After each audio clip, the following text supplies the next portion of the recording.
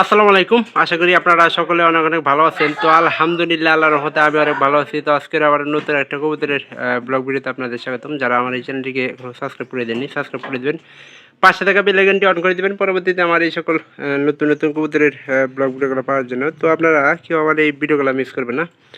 আশা করতেছি সম্পূর্ণ ভিডিওটা দেখার চেষ্টা করুন, ভালো লাগবে। তো আজকের যে ভিডিওটা, তো গতকালকে অবশ্যই আমি আপনাদের দেখাইছি যে মাঝে মাঝে কিন্তু আমাদের এই কবুতরের বাচ্চাগুলো কিন্তু হারায় যায়।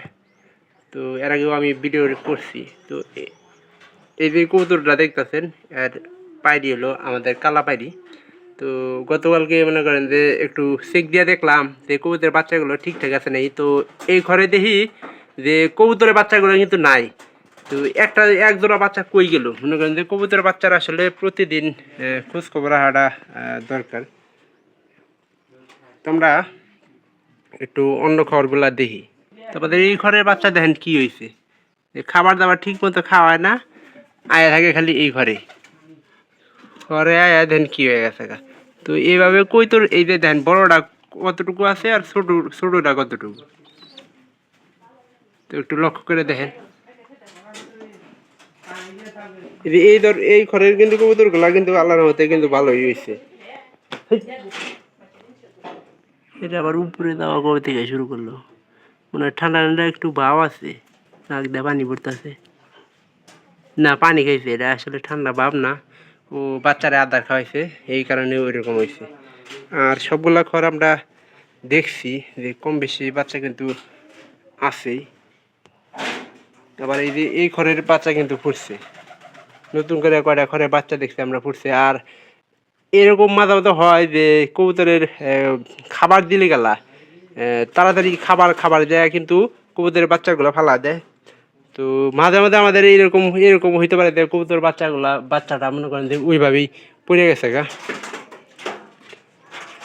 তো এইটা আমি আশা করছিলাম যে বাচ্চা দুটা ভালো হইব, কিন্তু এবারে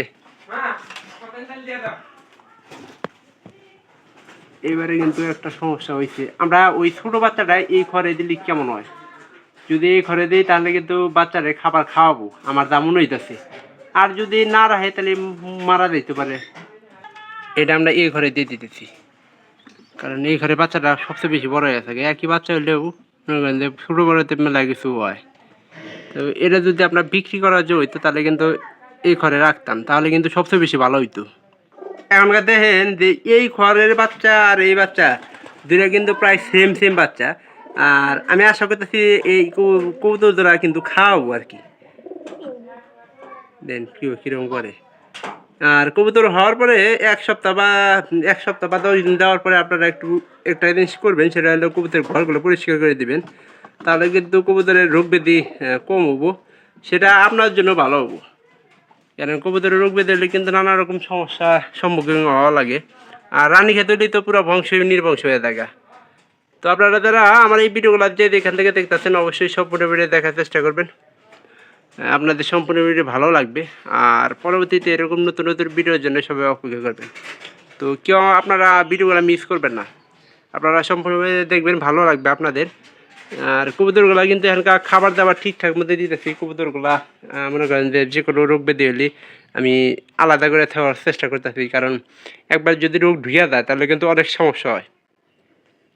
তো অবশ্যই ভালো লাগবে, দেখা হবে আবার অন্য কোনো নতুন ব্লগ ভিডিওতে, অন্য কোনো কবুতরের ব্লগ ভিডিওতে। তো ভালো থাকেন সবাই, সবাইকে ধন্যবাদ।